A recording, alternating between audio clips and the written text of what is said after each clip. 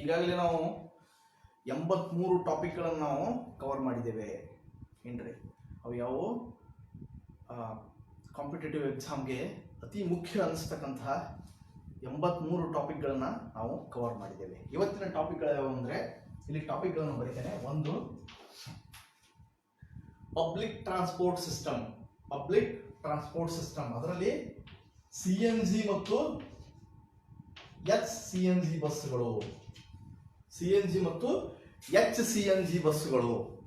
ಇದು ಸಾರ್ವಜನಿಕ ಸಾರಿಗೆ ವ್ಯವಸ್ಥೆ ಬಗ್ಗೆ ಪ್ರಶ್ನೆಗಳನ್ನು ತುಂಬ ಕೇಳ್ತಾನೆ, ಅದಕ್ಕೆ ಇದನ್ನ CNG ಮತ್ತು HCNG ಬಸ್ಸುಗಳು. ಆಮೇಲೆ ಮುಂದಿನ ಟಾಪಿಕ್ ಭಾರತದ ಚಿತ್ರಕಲೆಗಳು. ಭಾರತದ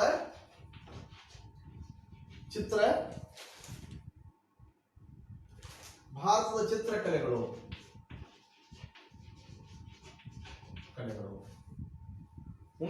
ಮುಂದಿನ ಟಾಪಿಕ್ ಪ್ರಮುಖ ಕನ್ವೆನ್ಷನ್ಗಳು. ಕೆಲವೊಂದು ಕನ್ವೆನ್ಷನ್ಗಳನ್ನ ತುಂಬಾ ಕೇಳ್ತಾರೆ ಪರೀಕ್ಷೆಯಲ್ಲಿ. Ramsar convention, Budapest convention, Bonn convention, Basel convention, ಇವುಗಳನ್ನ ತುಂಬಾ ಕೇಳ್ತಾರೆ. ಹೀಗಾಗಿ ಅವುಗಳನ್ನು ನೋಡೋಣ. ಕನ್ವೆನ್ಷನ್ಗಳು.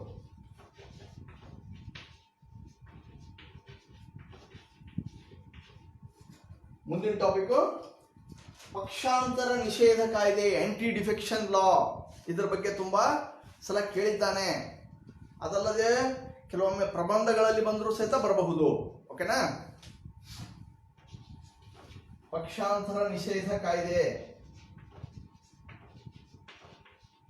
ಪಕ್ಷಾಂತರ ನಿಷೇಧ ಕಾಯ್ದೆ. ಮುಂದೆ ಕೊನೆಯದು ವಿಶ್ವದ ವಿವಿಧ ಬಾಹ್ಯಾಕಾಶ ಸಂಸ್ಥೆಗಳು. ಅವು ಸರ್ಕಾರಿ ಸಂಸ್ಥೆಗಳು ಇರಬಹುದು ಅಥವಾ ಅವೇನಿರ್ಬೋದು ಖಾಸಗಿ ಸಂಸ್ಥೆಗಳು ಇರಬಹುದು. ವಿಶ್ವದ ವಿವಿಧ ಬಾಹ್ಯಾಕಾಶ ಸಂಸ್ಥೆಗಳು. ವಿವಿಧ ಬಾಹ್ಯಾಕಾಶ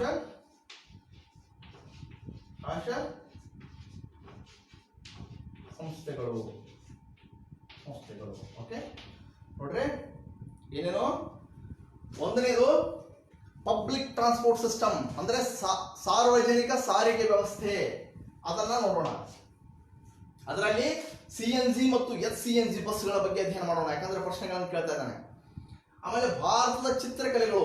ನೋಡಿ ಸ್ನೇಹಿತರೆ, ಕಲೆ, ಸಾಹಿತ್ಯ, ಸಂಗೀತ, ಶಿಲ್ಪಕಲೆ, ಕ್ರೀಡೆ, ಇವುಗಳ ಬಗ್ಗೆ ಪ್ರಶ್ನೆಗಳು ಬರ್ತಾವು. ಹೀಗಾಗಿ ಭಾರತದ ಚಿತ್ರಕಲೆಗಳ ಬಗ್ಗೆ ನೋಡೋಣ. ಯಾವ ರೀತಿ ಪ್ರಶ್ನೆಗಳು ಬರಬಹುದು ಅನ್ನೋದನ್ನ ನಾವು ಸ್ಪಷ್ಟವಾಗಿ ತಿಳಿದುಕೊಳ್ಬೇಕು. ಆಮೇಲೆ ಕನ್ವೆನ್ಷನ್ಗಳ ಬಗ್ಗೆ ನೋಡೋಣ. ಆಮೇಲೆ ಪಕ್ಷಾಂತರ ನಿಷೇಧ ಕಾಯ್ದೆಯ ಬಗ್ಗೆ ನೋಡೋಣ. ಆಮೇಲೆ ವಿಶ್ವದ ಬಾಹ್ಯಾಕಾಶ ಸಂಸ್ಥೆಗಳ ಬಗ್ಗೆ ಇಂದು ನಾವು ತಿಳಿದುಕೊಳ್ಳೋಣ. ಓಕೆನಾ? ಸರಿ. ಸೊ ಒಂದನೇ ಟಾಪಿಕ್ ಏನಿದೆ? ಫಸ್ಟ್ ಟಾಪಿಕ್ CNG ಮತ್ತು HCNG ಬಸ್ಗಳು. ಕಾಣಿಸ್ತಾ ಇದೆಯಲ್ಲ ಎಲ್ಲರಿಗೆ?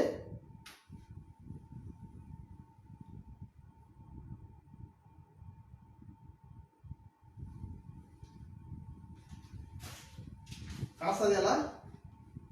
ಒಂದು ನಿಮಿಷ ಅಡ್ಜಸ್ಟ್ ಮಾಡ್ತೀನಿ.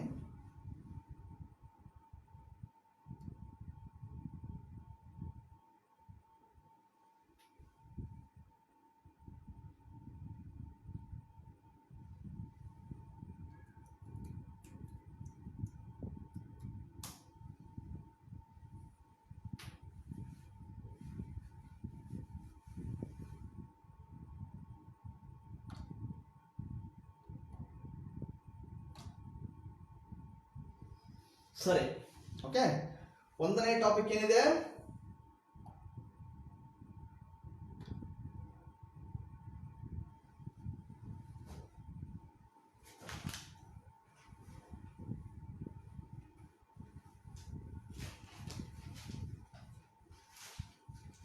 ಒಂದನೇ ಟಾಪಿಕ್ CNG ಮತ್ತು SCNG ಬಸ್ಗಳು. ನೋಡಿ ಸ್ನೇಹಿತರೆ, ಮೊದಲು ಡೀಸೆಲ್ ಬಸ್ಗಳು ಇರ್ತಿದ್ದವು. ಈ ಡೀಸೆಲ್ ಬಸ್ಗಳು ಅತಿ ಹೆಚ್ಚು, ಇವು ಸಿಟಿ ಬಸ್ಗಳ ಬಗ್ಗೆ ನಾನು ಹೇಳ್ತಾ ಇರೋದು.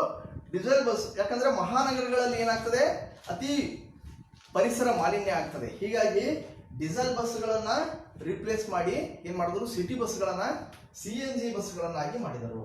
CNG ಈಗ ಈ ಸತ್ ನಾವು ನೋಡ್ತಾ ಇರೋ ಟಾಪಿಕ್ ಯಾವುದು? CNG ಅಂಡ್ SCNG ಬಸ್ಗಳು. CNG ಮತ್ತು SCNG ಬಸ್ಗಳು. CNG ಅಂದ್ರೇನು? Compressed natural gas. Compressed natural gas. Diesel ಬದಲಿ ಇದನ್ನು ಯೂಸ್ ಮಾಡಿದ್ರು, CNG. ಇದರಿಂದ ಏನಾಯ್ತು, ಕಡಿಮೆ ಮಾಲಿನ್ಯಕಾರಕ ಅದು ಹೊರಸೂಸ್ತು. ಯಾವುದು? CNG ಬಸ್ ಬಗ್ಗೆ ಹೇಳ್ತಾ ಇದ್ದೀನಿ. ಈ CNG ಕೆಮಿಕಲ್ ಫಾರ್ಮುಲಾ ಏನಂದ್ರೆ CH4 ಅಂದ್ರೆ ಮೀಥೇನ್. ಇದರ ಕೆಮಿಕಲ್ ಫಾರ್ಮುಲಾ CH4 ಮೀಥೇನ್. ಮುಂದೆ ಇನ್ನೂ ಏನ್ ಮಾಡಿದ್ರು, ಇನ್ನಷ್ಟು ಮಲಿನತೆಯನ್ನು ಕಡಿಮೆ ಮಾಡಬೇಕು, ಇನ್ನಷ್ಟು ಪರಿಸರ ಮಾಲಿನ್ಯ ಕಡಿಮೆ ಮಾಡ್ಬೇಕಂತ HCNG ಅನ್ನು ತೆಗೆದುಕೊಂಡ್ಬಂದ್ರು. HC ಅಂದ್ರೆ hydrogen enriched compressed natural gas. ಇದರ ಬಗ್ಗೆ UPSC ಗೆ ಪ್ರಶ್ನೆ ಕೇಳಿದ್ದಾನೆ. ಇದರ ಬಗ್ಗೆ UPSC ಗೆ ಪ್ರಶ್ನೆಯನ್ನ ಕೇಳಿದ್ದಾನೆ. ಸೊ ಇದು ಮೀಥೇನ್, ಇದು HCNG ಅಂದ್ರೇನು? CNG ಯಲ್ಲಿ 20% ಹೈಡ್ರೋಜನ್ ಅನ್ನು ಮತ್ತೆ ಆಡ್ ಮಾಡೋದು, ಅದು HCNG. ಅಂದ್ರೆ HCNG ಅಂದ್ರೇನು? CNG plus H2. HCNG ಅಂದ್ರೆ CNG ಪ್ಲಸ್ H2. ಪ್ರಶ್ನೆಗಳು ಹೆಂಗ್ ಬರ್ಬೋದು ಇಲ್ಲಿ ಅಂದ್ರೆ, ಈ ಕೆಳಗಿನವುಗಳಲ್ಲಿ ಯಾವುದು ಕಡಿಮೆ ಮಾಲಿನ್ಯಕಾರಕವಾಗಿದೆ, ಕಡಿಮೆ ಮಾಲಿನ್ಯಕಾರಕ ಬಸ್ ಆಗಿದೆ? ಡೀಸೆಲ್, CNG, HCNG, ಮೇಲಿನ ಯಾವುದು ಅಲ್ಲ? ಉತ್ತರ HCNG. HCNG ಏನ್ ಮಾಡ್ತದೆ? ಕಡಿಮೆ ಮಾಲಿನ್ಯವನ್ನು ಉಂಟು ಮಾಡ್ತದೆ, HCNG. ಆಮೇಲೆ ಈ HCNG ಬಸ್ಗಳು ಭಾರತದಲ್ಲಿ ಮೊದಲು ಯಾವ ನಗರದಲ್ಲಿ ಬರಲಿವೆ? ಈ ಪ್ರಶ್ನೆ ಕೇಳಬಹುದು. HCNG ಬಸ್ಗಳು ಭಾರತದಲ್ಲಿ ಯಾವ ನಗರದಲ್ಲಿ ಬರಲಿವೆ? ಮೊದಲು ಡೆಲ್ಲಿಯಲ್ಲಿ ಬರಲಿವೆ. ಮೊದಲು ನವೆಂಬರ್ 2020ರಲ್ಲಿ ದೆಹಲಿಯಲ್ಲಿ ಬರಲಿವೆ. ಎಲ್ಲಿ ಬರಲಿವೆ? ಡೆಲ್ಲಿಯಲ್ಲಿ ಬರಲಿವೆ. ಸೊ CNG ಮತ್ತು HCNG ಬಗ್ಗೆ ಗೊತ್ತಾಯ್ತಾ? CNG ಕಡಿಮೆ ಮಾಲಿನ್ಯಕಾರಕ, HCNG ಇನ್ನೂ ಕಡಿಮೆ ಮಾಲಿನ್ಯಕಾರಕ. ಓಕೆ. ಆಮೇಲೆ ಈ HCNG ಏನಿದೆಯಲ್ಲ, ಇದು ಇಂಧನ ಉಳಿತದೆ, ಇದಕ್ಕೆ ಇನ್ನೂ ಹೆಚ್ಚು ಇಂಧನ ಉಳಿತದೆ. So CNG buses and HCNG buses ಬಗ್ಗೆ ನಾನು ಹೇಳಿದೆ. ಸೊ CNG ಅಂದ್ರೆ ಕಾಂಪ್ರೆಸ್ಡ್ ನ್ಯಾಚುರಲ್ ಗ್ಯಾಸ್, HCNG ಅಂದ್ರೆ hydrogen enriched compressed natural gas. So ಇದು ಎಲ್ಲಕ್ಕಿಂತ ಕಡಿಮೆ ಮಾಲಿನ್ಯಕಾರಕ. ಇನ್ನು ಮಾಲಿನ್ಯತೆಯನ್ನೇ ಉಂಟು ಮಾಡದ ಬಸ್ ಯಾವುದಂದ್ರೆ ಎಲೆಕ್ಟ್ರಿಕ್ ಬಸ್. ಅವುಗಳು ಸಹಿತ ಬರ್ತಾ ಇವೆ. ಎಲೆಕ್ಟ್ರಿಕ್ ಬಸ್ಸಸ್ ಇನ್ನೂ ಕಡಿಮೆ ಅವು ಮಾಲಿನ್ಯವನ್ನೇ ಉಂಟು ಮಾಡೋದಲ್ಲ. ಇನ್ನು ಹೈಬ್ರಿಡ್ ಬಸ್ ಅಂತ ಬರ್ತಾವೆ. ಹೈಬ್ರಿಡ್ ಬಸ್ ಅಂದ್ರೇನು? ಡೀಸೆಲ್ ಇಂಜಿನ್ ಇರ್ತದೆ, ಬ್ಯಾಟ್ರಿನೂ ಇರ್ತದೆ, ಎಲೆಕ್ಟ್ರಿಕಲ್ ಪ್ಲಸ್ ಬ್ಯಾಟ್ರಿ, ಅದು ಹೈಬ್ರಿಡ್ ಬಸ್ಸುಗಳು ಅಂತ ಕರೀತಾರೆ. ಸೊ ಅದಾಯ್ತು. ಇಲ್ಲಿ ನಮ್ಮ ಟಾಪಿಕ್ ಇರೋದು CNG ಮತ್ತು SCNG ಬಸ್ಸುಗಳು ನಮ್ಮ ಭಾರತದಲ್ಲಿ ಎಲ್ಲಿ ಬರಲಿವೆ? HCNG ಬಸ್ಸುಗಳು ನಮ್ಮ ಭಾರತದಲ್ಲಿ ದೆಹಲಿಯಲ್ಲಿ ಬರಲಿವೆ. ಓಕೆ. SCNG ಅಂದ್ರೇನು?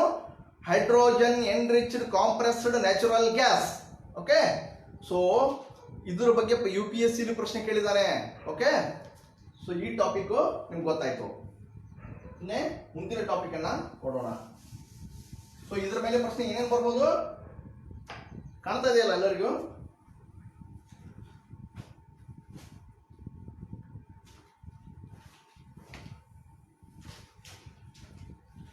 ಸೊ CNG ಮತ್ತು HCNG ಮೇಲೆ ಪ್ರಶ್ನೆಗಳು ಏನ್ ಬರ್ಬೋದು ಅಂದ್ರೆ, HCNG ಲಾಂಗ್ ಫಾರ್ಮ್ ಕೇಳಬಹುದು. HCNG long form hydrogen enriched compressed natural gas. ಅದು ಏನಾಯ್ತು? ಅದು ಲಾಂಗ್ ಫಾರ್ಮ್ ಕೇಳಬಹುದು. ಅಥವಾ ಭಾರತದ ಯಾವ ನಗರದಲ್ಲಿ ಮೊದಲು HCNG ಬರಲಿದೆ ಅಂತಂದ್ರೆ ಅದು ದೆಹಲಿಯಲ್ಲಿ ಬರಲಿದೆ. ಆಮೇಲೆ ಯಾವುದು ಅತಿ ಕಡಿಮೆ ಕಾರಕ? HCNG ಅತಿ ಕಡಿಮೆ ಕಾರಕ. HCNG ಇನ್ನೊಂದು ಲಾಭ ಏನು? ಅದು ಕಡಿಮೆ ಇಂಧನವನ್ನ, ಅಲ್ಲಿ ಇಂಧನದ ಉಳಿತಾಯ ಆಗ್ತದೆ compare to CNG. So HCNG ಮತ್ತು CNG ಬಗ್ಗೆ ಬರ್ಕೊಂಡ್ಬಿಡ್ಬೇಕು, ನೀವು ನೋಟ್ ಡೌನ್ ಮಾಡ್ಕೋಬೇಕು ಇವನ್ನೆಲ್ಲ. ಓಕೆ, ಹಿಂಗೆ ನೋಡ್ರೆ ಚೆನ್ನಾಗಿದ್ದೀರಾ? ಈ ರೀತಿ ನೀವೇನ್ ಮಾಡ್ಬೇಕು ಅದನ್ನ ಸೋಲಾಪುರ ನಿಂಗೆ ನೋಡ್ರೆ ಚೆನ್ನಾಗಿದ್ದೀರಾ? ಸರಿ, ಈಗ ಸೋಲಾಪುರ ನಿಂಗೆ ನೋಡ್ರೆ ಚೆನ್ನಾಗಿದ್ದೀರಾ? ಓಕೆ, ಈಗ ಭಾರತದ ಚಿತ್ರಕಲೆಗಳು ಮುಂದಿನ ಟಾಪಿಕ್ ಏನು?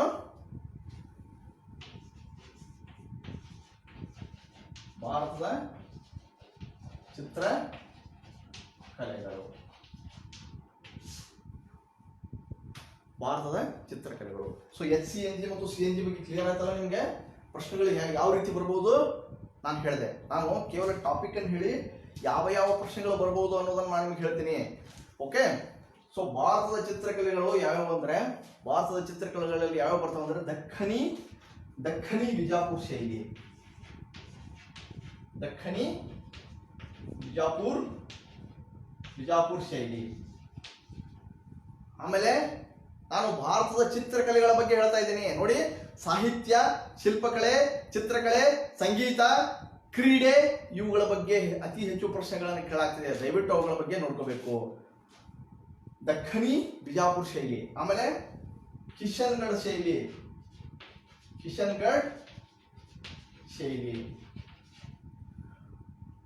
ದಕ್ಕನಿ ಬಿಜಾಪುರ್ ಶೈಲಿ, ಕಿಶನ್ಗಢ ಶೈಲಿ, ಮಧುಬನಿ ಶೈಲಿ, ಇದು ಬಿಹಾರದ ಭಾಗದಲ್ಲಿ ಮಧುಬನಿ ಶೈಲಿ. ಅದಾದ ಮೇಲೆ ಕಲಂಕಾರಿ ಶೈಲಿ, ಇದು ಆಂಧ್ರದಲ್ಲಿದೆ, ಕಲಂಕಾರಿ ಶೈಲಿ. ಆಮೇಲೆ ಜನಪದ ಶೈಲಿ, ಇದು ಗ್ರಾಮೀಣ ಪ್ರದೇಶದಲ್ಲಿ, ಗ್ರಾಮೀಣ ಭಾಗದಲ್ಲಿ ಜನರು ಸಹಿತ ಏನ್ ಮಾಡ್ತಾರೆ ಅಂದ್ರೆ ಪೇಂಟಿಂಗು ಅದು ಇದು ಮಾಡ್ತಿದ್ರು, ಅದು ಜನಪದ ಶೈಲಿ. ನೋಡಿ ಸ್ನೇಹಿತರೆ, ನಾವು ಭಾರತದ ಕೆಲವೊಂದು ಚಿತ್ರಕಲೆಗಳ ಬಗ್ಗೆ ನಾವು ನೋಡ್ತಾ ಇದ್ದೇವೆ. ಎಲ್ಲವನ್ನು ನಾವು ಚಿತ್ರಕಲೆ ಬಗ್ಗೆನೇ ನಾವು 4-5 ದಿನ ಹೇಳ್ಕೊತ್ಕೊಂಡಿರೋದು ಅವಶ್ಯಕತೆ ಇಲ್ಲ. ಇತಿಹಾಸವನ್ನೇ 3 ವರ್ಷ ಓದ್ತಾರೆ ಹುಡುಗರು, ಭೂಗೋಳ 3 ವರ್ಷ ಓದ್ತಾರೆ, ಆದರೂ ಎಕ್ಸಾಮ್ ಕ್ಲಿಯರ್ ಆಗೋದಿಲ್ಲ. ಯಾಕಂದ್ರೆ ಅವರು ಇಂಪಾರ್ಟೆಂಟ್ ಯಾವುದಿದೆ ಅದಕ್ಕೆ ಹೆಚ್ಚು ಫೋಕಸ್ ಕೊಟ್ಟು ಎಲ್ಲವನ್ನು ಕವರ್ ಮಾಡೋದಿಲ್ಲ. ನೋಡ್ರಿ ನಮ್ಮ ಟಾಪಿಕ್ ನೋಡ್ರಿ ಎಷ್ಟು ಅಪ್ಡೇಟೆಡ್ ಇವೆ. ನಮ್ಮ ಟಾಪಿಕ್ ಬರೀ ನಾನು ಅಕ್ಬರನ ಮೇಲೆ 3 ದಿನ ಹೇಳ್ಬಿಟ್ರೆ, ಅಥವಾ ಯಾವುದೇ ಒಂದು ರಾಜವಂಶದ ಬಗ್ಗೆ 4-5 ದಿನ ಹೇಳ್ಬಿಟ್ರೆ ಅಷ್ಟು ಉಪಯೋಗ ಆಗುದಿಲ್ಲ. ನಾವು ಇವು ಏನ್ ಮಾಡ್ತೀನಿ, ಅಪ್ಡೇಟೆಡ್ ತಗೋತೀನಿ. ಇಂಥ ಪ್ರಶ್ನೆಗಳು ಬರ್ತಾವಿಲ್ಲ, ಬೇಕಾದ್ರೆ PSI ಕ್ವಶನ್ ಪೇಪರ್ ಅಥವಾ UPSC question paper, KS question paper ನೋಡ್ರಿ, ಪ್ರಶ್ನೆಗಳು ಇದೇ ರೀತಿ ಬಂದಿರ್ತಾವೆ.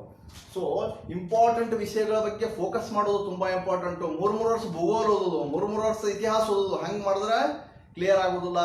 ನೀವೇನ್ ಮಾಡ್ಬೇಕು, ಸ್ಮಾರ್ಟ್ ರೀಡಿಂಗ್ ಮಾಡಿದ್ರೆ ಮಾತ್ರ ಕ್ಲಿಯರ್ ಆಗ್ತದೆ. ಓಕೆ, ಹಂಗಂದ್ರೆ ಓದಬಾರ್ದಂತಲ್ಲ, ಡೀಪಾಗಿ ಓದ್ರಿ, ಎಷ್ಟು ಬೇಕೋ ಅಷ್ಟು ಓದ್ರಿ, ಓದೋದು ಒಳ್ಳೇದು. ಆದರೆ ಇದು ಪರೀಕ್ಷೆ ಕ್ಲಿಯರ್ ಮಾಡ್ಬೇಕಲ್ಲ. ಪರೀಕ್ಷೆ ಕ್ಲಿಯರ್ ಮಾಡ್ಬೇಕಾದ್ರೆ ಇಂಪಾರ್ಟೆಂಟ್ ವಿಷಯಗಳಿಗೆ, ಇಂಥ ವಿಷಯಗಳಿಗೆ ನೀವು ಮಹತ್ವವನ್ನು ಕೊಡಬೇಕು. ಓಕೆ, ಸೊ ಭಾರತದ ಚಿತ್ರಕಲೆಗಳು ದಕ್ಕನಿ ಬಿಜಾಪುರ ಶೈಲಿ, ಕಿಶನ್ಗಢ ಶೈಲಿ, ಮಧುಬನಿ ಶೈಲಿ, ಕಲಂಕಾರಿ ಶೈಲಿ, ಜನಪದ ಶೈಲಿ. ನೋಡಿ ಸ್ನೇಹಿತರೆ, ಈ ಒಂದು ದಕ್ಕನಿ ಬಿಜಾಪುರ ಶೈಲಿ ಏನಿದೆಯಲ್ಲ, ಇದು ಬಿಜಾಪುರದಲ್ಲಿ ಜನ್ಮ ತಾಳಿತ್ತು ಆದಿಲ್ಶಾಹಿಗಳ ಕಾಲದಲ್ಲಿ. ಯಾವ ಆದಿಲ್ಶಾಹಿ ಇಂಥ ಪ್ರಶ್ನೆ ಕೇಳ್ತಾನೆ.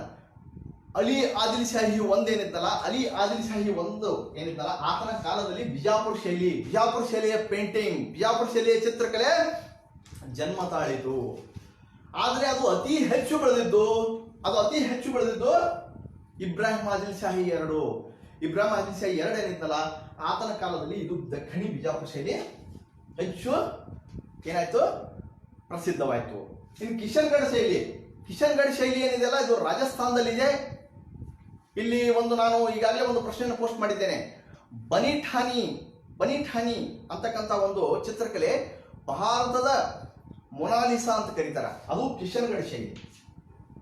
ಓಕೆ, ಆಮೇಲೆ ಮಧುಬನಿ ಶೈಲಿ, ಇದು ಬಿಹಾರದ ಭಾಗದಲ್ಲಿದೆ. ಹಿಂಗ ಹೊಂದಿಸಿ ಬರೆಯಲು ಕೊಡ್ಬೋದು. ಇದನ್ನು ಕೊಟ್ಟು ಯಾವ ರಾಜ್ಯ ಅಂತ ಕೊಡ್ಬೋದು, ಅದನ್ನು ನಿಮ್ಗೆ ಹೊಂದಿಸಿ ಬರಲಿಕ್ಕೆ ಬರಬೇಕು. ಕಲಂಕಾರಿ ಶೈಲಿ, ಇದು ಆಂಧ್ರ ಪ್ರದೇಶದ ಶೈಲಿಯಾಗಿದೆ. ಜನಪದಿ ಶೈಲಿ, ಇದು ಎಲ್ಲ ಭಾಗದ ಗ್ರಾಮೀಣ ಶೈಲಿಯಾಗಿದೆ. ಓಕೆ, ಸೊ ಇವು ದೇಶದ ಬೇರೆ ಬೇರೆ ಭಾಗಗಳಲ್ಲಿ ಇರತಕ್ಕಂತಹ ಭಾರತದ ಚಿತ್ರಕಲೆಗಳು. ಆಮೇಲೆ ಸ್ನೇಹಿತರೆ, ಪ್ರಶ್ನೆಗಳು ಏನೇನು ಬರಬಹುದು?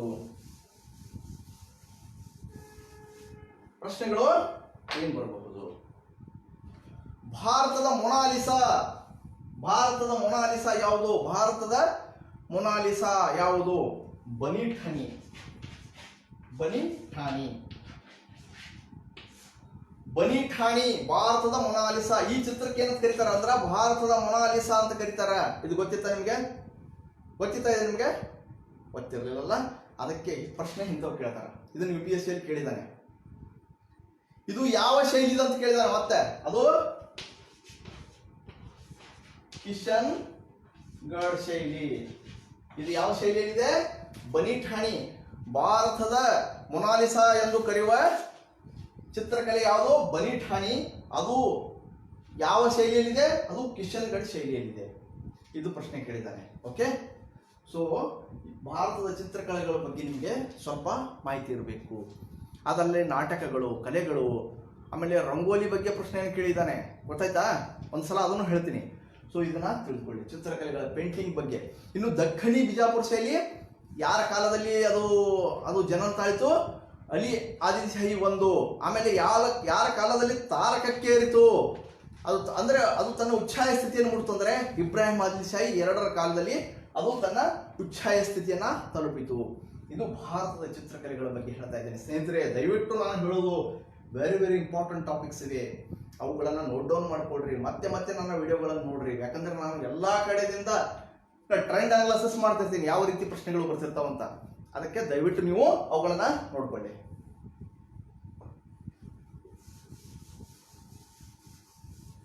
ಸುವರ್ಣ ಕರಿಯರ್ ಅಕಾಡೆಮಿ ಇಷ್ಟು ಪ್ರಸಿದ್ಧ ಆಗ್ಲಿಕ್ಕೆ ಕಾರಣ ಏನಂದ್ರೆ ನಾವು ಅತಿ ಮಹತ್ವದ ಪ್ರಶ್ನೆಗಳನ್ನ ಎಕ್ಸಾಮ್ ಪಾಯಿಂಟ್ ಆಫ್ ವ್ಯೂ ನೋಡ್ಕೊಂಡು ನಾವು ಮಾಡ್ತಾ ಇರ್ತೇವೆ. ಓಕೆ, ಸರಿ. ಇನ್ನು ಮುಂದೆ ಕನ್ವೆನ್ಷನ್ಗಳು ಕಾಣಿಸ್ತದೆಯಲ್ಲ?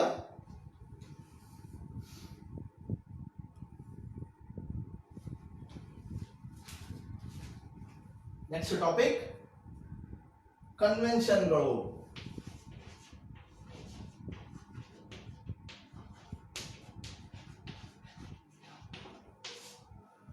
ಕನ್ವೆನ್ಷನ್ಗಳ ಬಗ್ಗೆ ತುಂಬಾ ಪ್ರಶ್ನೆಗಳನ್ನ ಕೇಳಿದ್ದಾನೆ. ಕನ್ವೆನ್ಷನ್ಗಳ ಬಗ್ಗೆ, ಈ ಕನ್ವೆನ್ಷನ್ ಯಾವುದಕ್ಕೆ ಸಂಬಂಧಪಟ್ಟಿದೆ?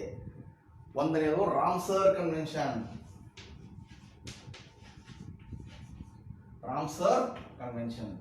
ಈ ರಾಮ್ಸರ್ ಕನ್ವೆನ್ಷನ್ ಎದಕ್ಕೆ ಸಂಬಂಧಪಟ್ಟಿದೆ ಅಂದ್ರೆ ತೇವ ಭೂಮಿಗಳು, ವೆಟ್ಲ್ಯಾಂಡ್ಸ್ಗೆ ಸಂಬಂಧಪಟ್ಟಿದೆ.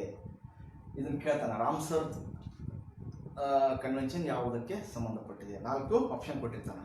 ಅಲ್ಲಿ ತೇವ ಭೂಮಿ ಯಾವ್ದು ಇರ್ತದೆ ನೀವು ಅದಕ್ಕೆ ಏನ್ ಮಾಡಬೇಕು, ಅದು ದಟ್ ಈಸ್ ದಿ ಆನ್ಸರ್.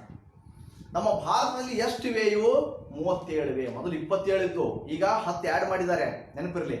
ಇವು ಭಾರತದಲ್ಲಿ 37 ಇದೆ. ಇವು ತೇವ ಭೂಮಿಗಳಿಗೆ ಸಂಬಂಧಪಟ್ಟಿವೆ. ತೇವ ಭೂಮಿಗಳು.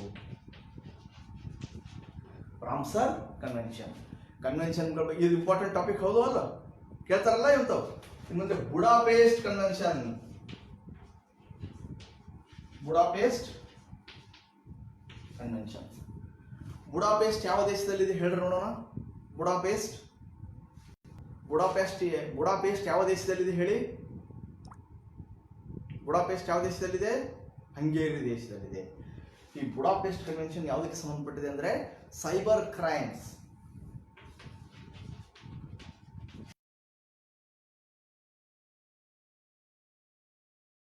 Budapest convention cyber crime. ಇನ್ನ ಬಾಸೆಲ್ ಕನ್ವೆನ್ಷನ್. ಬಾಸೆಲ್ ಕನ್ವೆನ್ಷನ್ ತ್ಯಾಜ್ಯ ನಿರ್ವಹಣೆ, ತ್ಯಾಜ್ಯಗಳ ಮೂವ್ಮೆಂಟ್, ಹಜಾರ್ಡಸ್ ವೇಸ್ಟ್ ಮ್ಯಾನೇಜ್ಮೆಂಟ್. ಅದು ತ್ಯಾಜ್ಯಗಳು, ಇದು ತ್ಯಾಜ್ಯಗಳಿಗೆ ಸಂಬಂಧಪಟ್ಟಿದೆ. ಆಮೇಲೆ ಬಾನ್ ಕನ್ವೆನ್ಷನ್. ಬಾನ್ ಕನ್ವೆನ್ಷನ್ ಇದು ವಲಸೆ ಪ್ರಭೇದಗಳಿಗೆ ಸಂಬಂಧಪಟ್ಟಿದೆ. ವಲಸೆ ಪ್ರಭೇದಗಳಿಗೆ.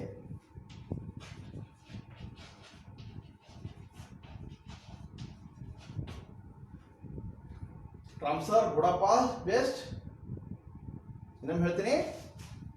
ರಾಮ್ಸರ್ ತೇವ ಭೂಮಿಗಳು, ಬುಡಾಪೆಸ್ಟ್ ಸೈಬರ್ ಕ್ರೈಮ್, ಬಾಸೆಲ್ ತ್ಯಾಜ್ಯಗಳು, ಬಾನ್ ವಲಸೆ ಪ್ರಭೇದಗಳು. ಇನ್ನೊಂದು ಪ್ರಶ್ನೆ ಬರ್ತದೆ, ವಲಸೆ ಪ್ರಭೇದಗಳ 2020 ಸಮಾವೇಶ ಎಲ್ಲಿ ನಡೆಯಿತು? ಇದು ಗಾಂಧಿನಗರ, ಭಾರತದ ಗಾಂಧಿನಗರದಲ್ಲಿ ನಡೆಯಿತು ಈ ಒಂದು ಜಾಗತಿಕ ಸಮಾವೇಶ. ಸರಿನಾ? ಅದನ್ನ ಪ್ರಶ್ನೆ ಕೇಳುವ ಸಾಧ್ಯತೆ ಇದೆ, ಅದನ್ನ ನೋಡ್ಕೊಳ್ಳಿ. ಅದಕ್ಕೆ ಬಾಂಡ್ ಕನ್ವೆನ್ಷನ್ ಅಂತಾರೆ, COM ಅಂತಾರೆ, ಕನ್ಸರ್ವೇಷನ್ ಆಫ್ ಮೈಗ್ರೇಟರಿ ಸ್ಪೀಸಸ್ ಅದನ್ನು ಅಂತಾರೆ. ಇವು 4 ಕನ್ವೆನ್ಷನ್ ಗಳನ್ನ ನೋಡ್ಕೊಳ್ಳಿ. ಇದಲ್ಲದೆ ಇನ್ನೂ ಒಂದೆರಡು ಕನ್ವೆನ್ಷನ್ ಗಳನ್ನ ಹೇಳ್ತೀನಿ.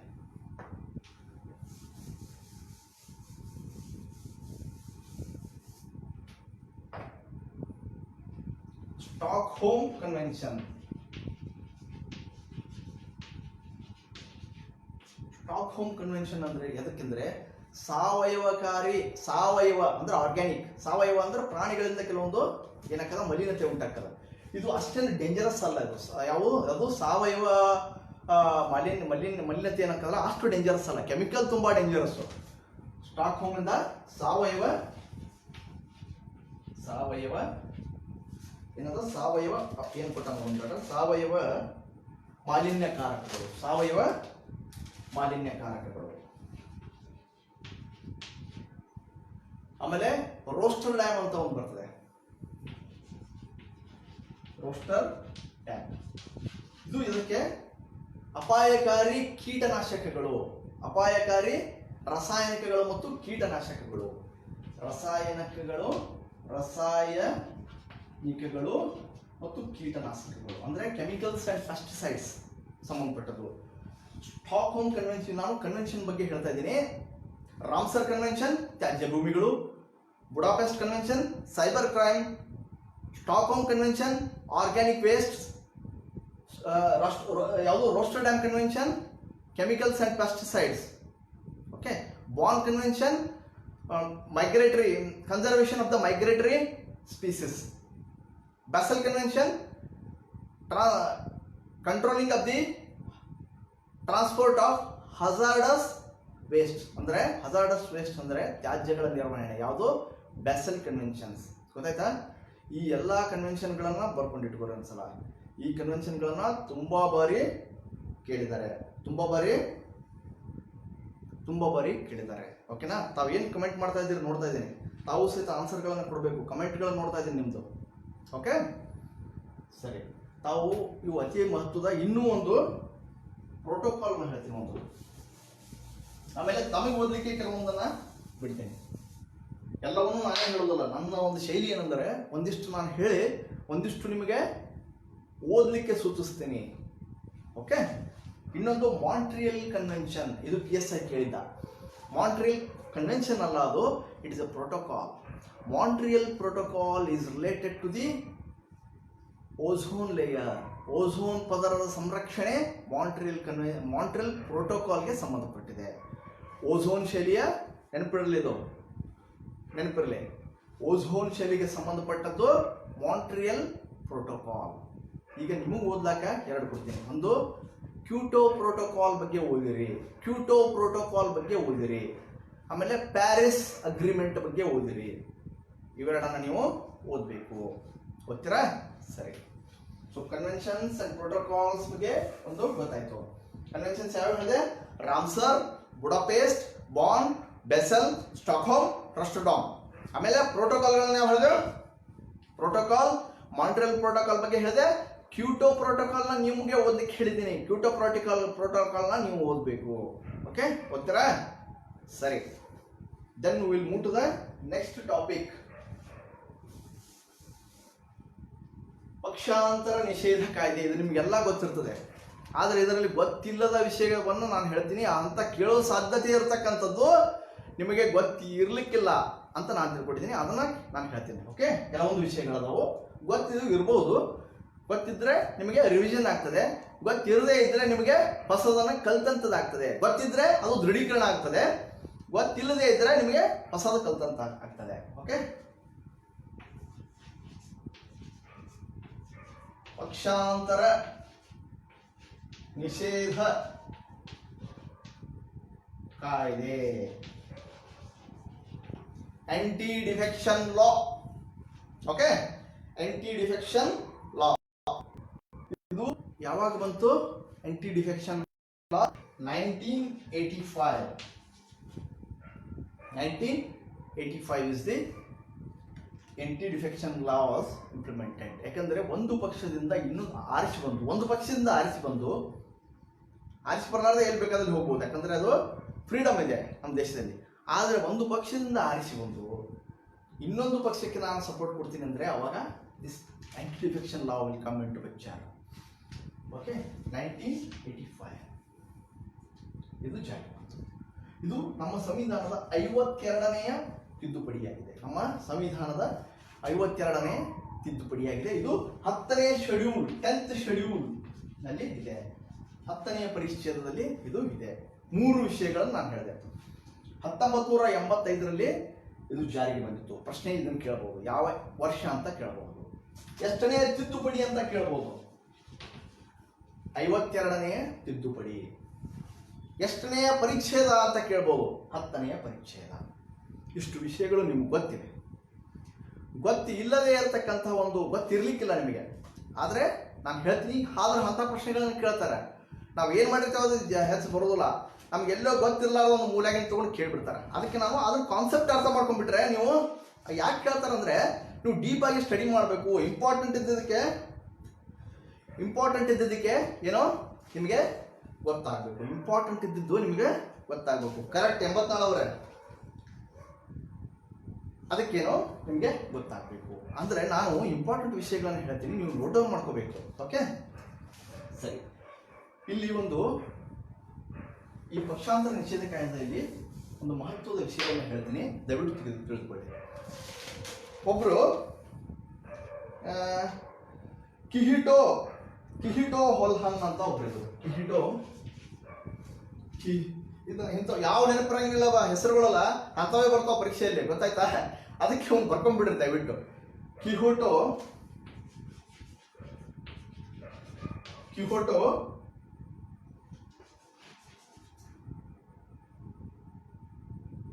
ಹೊಲೋಹನ್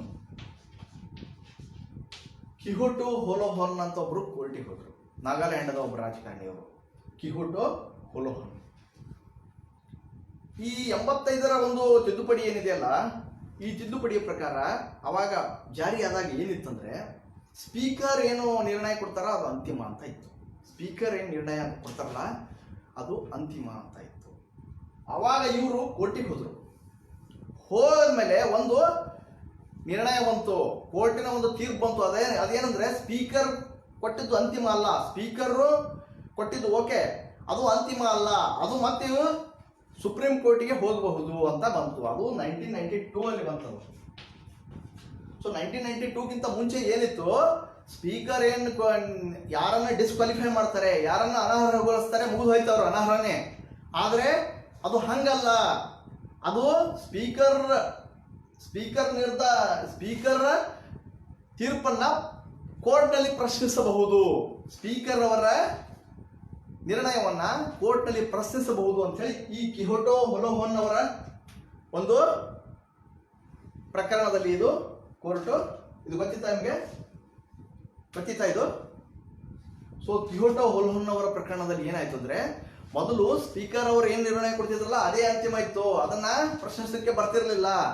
ಮುಂದೆ ಏನಾಯ್ತು, 1992ರಿಂದ ಸ್ಪೀಕರ್ ಅವರು ಕೊಟ್ಟ ಡಿಸ್ಕ್ವಾಲಿಫಿಕೇಶನ್ ಮಾಡಿದ್ರು ಸಹಿತ ಅದನ್ನ ಕೋರ್ಟಿಗೆ ಹೋಗಬೇಕು. Court will take A decision. ನಮ್ಮ ಕರ್ನಾಟಕದಲ್ಲಿ ಹೋದ ವರ್ಷ ಇದರ ಬಗ್ಗೆ ತುಂಬಾ ಚರ್ಚೆ ಆಯ್ತು. ಇದು ಕಿಹಿಟೋ ಹೊಲೋಹನ್ ಪ್ರಕರಣವನ್ನು ನೀವು ನೆನಪಿಡಬೇಕು. ಇಂಥವೇ ಕೇಳ್ತಾರಲ್ಲಿ, ಕಿಹಿಟೋ ಹೊಲೋಹನ್ ಪ್ರಕರಣದಿಂದ disqualification can be questioned in the ಎಲ್ಲಿ Supreme Court, in the courts. Okay, so ಇದನ್ನ ತಿಳ್ಕೋಬೇಕು. ಓಕೆ, ಇನ್ನು ಮುಂದೆ ಇನ್ನೊಂದು ಇದಕ್ಕೆ ಸಂಬಂಧಪಟ್ಟದ್ದು SR ಬೊಮ್ಮಾಯಿ ಕೇಸ್ ಅಂತ ಒಂದು ಬರ್ತದೆ.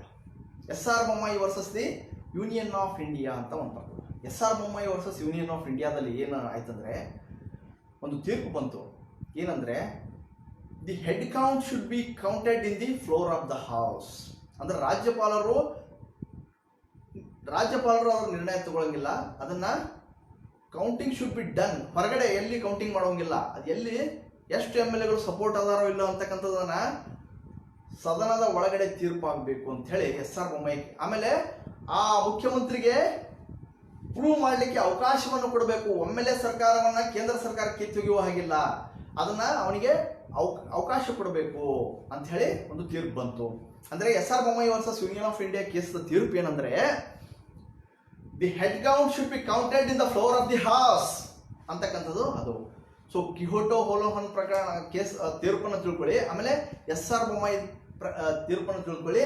ಅದಲ್ಲದೆ ಯಾವ ವರ್ಷದಲ್ಲಿ ಜಾರಿಗೆ ಬಂತು, 1985, ಎಷ್ಟನೇ ತಿದ್ದುಪಡಿ, 57ನೇ ತಿದ್ದುಪಡಿ, ಯಾವ ಶೆಡ್ಯೂಲು, 10ನೇ ಶೆಡ್ಯೂಲು, ಇಷ್ಟನ್ನ ನೀವು ನಿಮ್ಗೆ ಗೊತ್ತಿರಲೇಬೇಕು. ಓಕೆ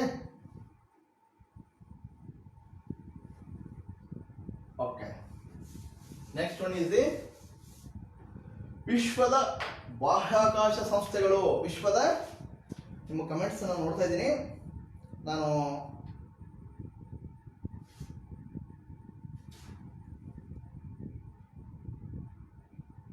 ಓಕೆ ಸರಿ, ಈಗ ಮುಂದಿನ ಟಾಪಿಕ್ ವಿಶ್ವದ ಬಾಹ್ಯಾಕಾಶ ಸಂಸ್ಥೆಗಳು. The space agencies of the world. The space agencies of the world. ವಿಶ್ವದ ಬಾಹ್ಯಾಕಾಶ ಸಂಸ್ಥೆಗಳು. ಗ್ಲೋಬಲ್ ಇದು ವಿಶ್ವದ ಬಾಹ್ಯಾಕಾಶ ಸಂಸ್ಥೆಗಳು. ವಿಶ್ವದ ಬಾಹ್ಯಾಕಾಶ ಸಂಸ್ಥೆಗಳಲ್ಲಿ ಯಾವ್ಯಾವ ಬರ್ತವೆ? ನಮ್ಮ ಭಾರತದ ಯಾವುದು? ಭಾರತ ನಮ್ಮ ಹೆಮ್ಮೆಯ ಇಸ್ರೋ. ನಮ್ಮ ಹೆಮ್ಮೆಯ ಇಸ್ರೋ. ಇಸ್ರೋ ಯಾವ ಸ್ಥಾಪನೆ ಆಯಿತು? 1969 ಆಗಸ್ಟ್ 15. ಆಮೇಲೆ USA NASA. USA NASA. USA ಯಾವುದು? ನಾಸಾ. ಫ್ರಾನ್ಸ್ ಯಾವುದು? CNES ಅಂತ ಬರ್ತದೆ. France CNES NASA. ಆಮೇಲೆ ಜಪಾನ್ ಯಾವುದು? ಜಪಾನ್ದು ಜಾಕ್ಸಾ ಅಂತ ಬರ್ತದೆ. ಜಾಕ್ಸಾ. ಜಪಾನ್ ಯಾವುದು? ಜಾಕ್ಸಾ ಅಂತ ಬರ್ತದೆ. ಜಪನೀಸ್ ಏರೋಸ್ಪೇಸ್ ಎಕ್ಸ್ಪ್ಲೋರೇಷನ್ ಏಜೆನ್ಸಿ ಅಂತ ಬರ್ತದೆ. ಜಾಕ್ಸಾ. ಜಪಾನ್ದು ಜಾಕ್ಸಾ. ಓಕೆ. ಮತ್ತೆ ಜರ್ಮನಿದು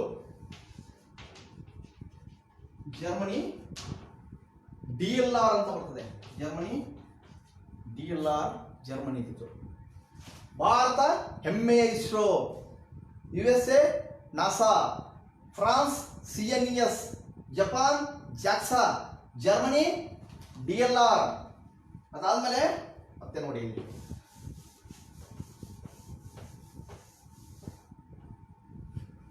ಯುರೋಪಿಯನ್ ಯೂನಿಯನ್ ಅಂತ, ಯುರೋಪಿಯನ್ ರಾಷ್ಟ್ರಗಳು ಒಕ್ಕೂಟದಲ್ಲ, ಅವ್ರದ್ದೊಂದು ಸ್ಪೇಸ್ ಏಜೆನ್ಸಿ ಇದೆ.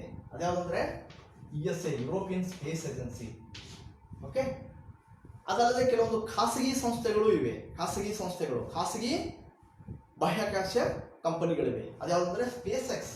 ಇದು ಕೇಳಿದ್ರು ನೋಡ್ರಿ. ಸ್ಪೇಸ್ ಎಕ್ಸ್ ನ ಫೌಂಡರ್ ಯಾರು? Elon Musk. ಇದನ್ನ PSIಗೆ ಕೇಳಿದ್ರು. ಸೊ ಇವೆಲ್ಲ ಏನು? ವಿಶ್ವದ ಬಾಹ್ಯಾಕಾಶ ಸಂಸ್ಥೆಗಳು. Bharat ISRO, USA NASA, France CNES, Japan ಜಾಕ್ಸಾ, Germany DLR, European union USA.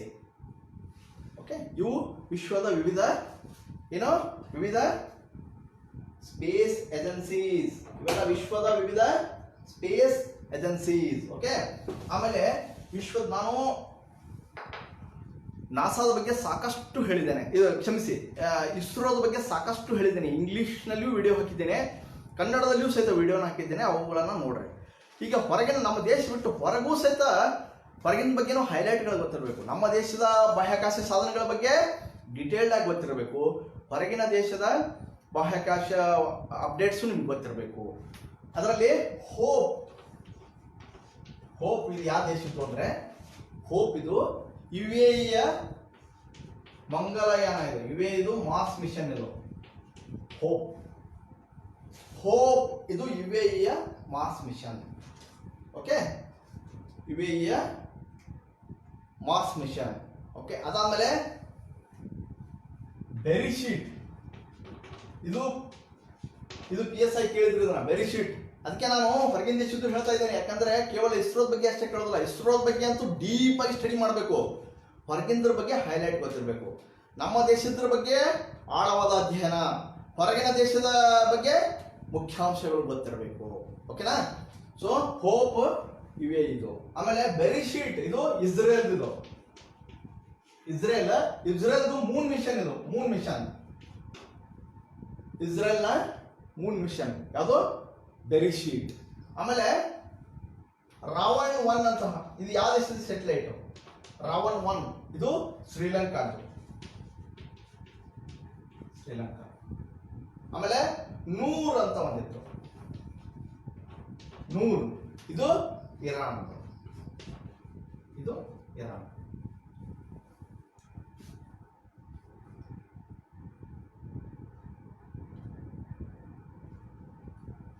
ನಾವು ಹೇಳ್ಬಿಡ್ತೀವಿ ನೋಡ್ರಿ.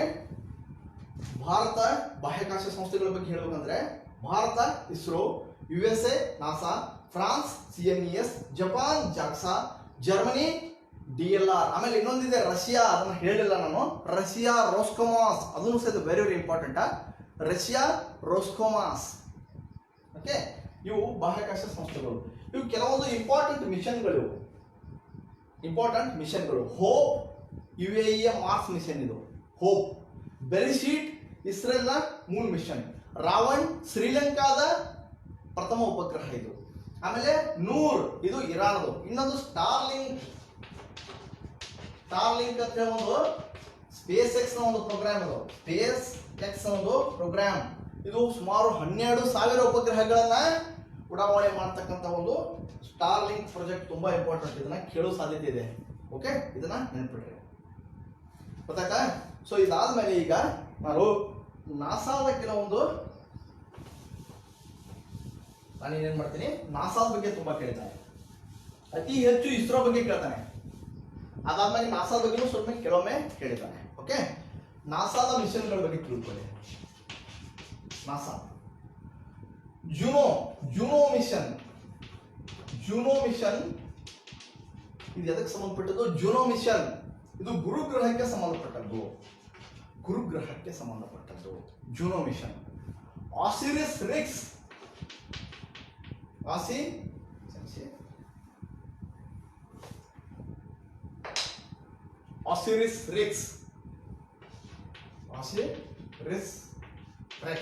ಇದು ಬೆನ್ನು ಅಂತ ಹೇಳಿ ಒಂದು ಕ್ಷುದ್ರ ಗ್ರಹ, ಅದಕ್ಕೆ ಸಂಬಂಧಪಟ್ಟದ್ದು. ಬೆನ್ನು. ಆಮೇಲೆ ಮಿಷನ್ ಡ್ರ್ಯಾಗನ್ ಫ್ಲೈ ಇದು ಟೈಟನ್ ಅಂತ ಒಂದು ಉಪಗ್ರಹ, ಶನಿಗ್ರಹದ ಉಪಗ್ರಹ ಟೈಟನ್ಗೆ ಸಂಬಂಧಪಟ್ಟದ್ದು. ಅದಾದ್ಮೇಲೆ ನ್ಯೂ ಹಾರಿಜನ್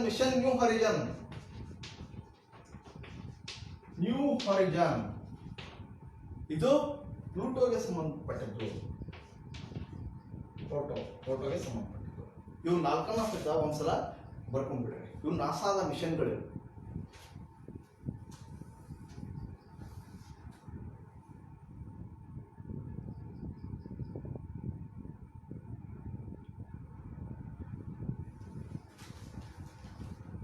ನೋಡಿ, ನಾಸಾದ ಮಿಷನ್ಗಳನ್ನ ನಾನು ಇನ್ನೊಮ್ಮೆ ರಿವಿಷನ್ ಮಾಡಿಬಿಡ್ತೇನೆ. ಜೂನೋ ಮಿಷನ್ ಗುರುಗ್ರಹಕ್ಕೆ ಸಂಬಂಧಪಟ್ಟದ್ದು.